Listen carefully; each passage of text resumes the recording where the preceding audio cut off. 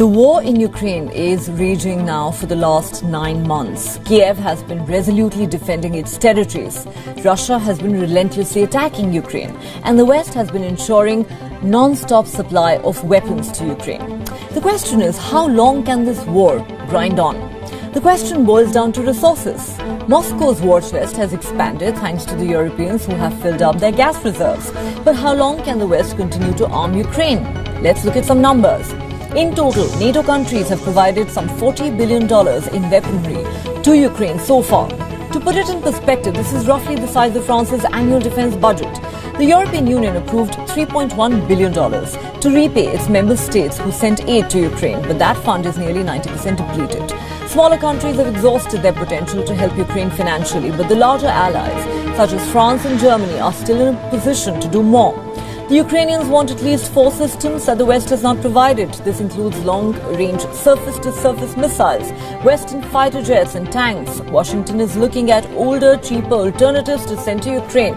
These include Tau missiles, which are in plentiful supply instead of javelins, and Hawk surface-to-air missiles instead of newer versions. Western officials are increasingly pushing Ukraine to be more efficient. For example, they are discouraging Kiev from firing a missile that costs $150,000 at a drone that costs $20,000 because the West understands that the war has become about the economy now.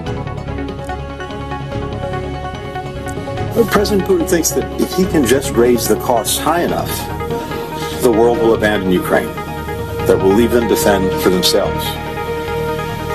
His strategy has not and will not work. We will continue to prove him wrong. That's what I heard loudly and clearly from every country here in Bucharest.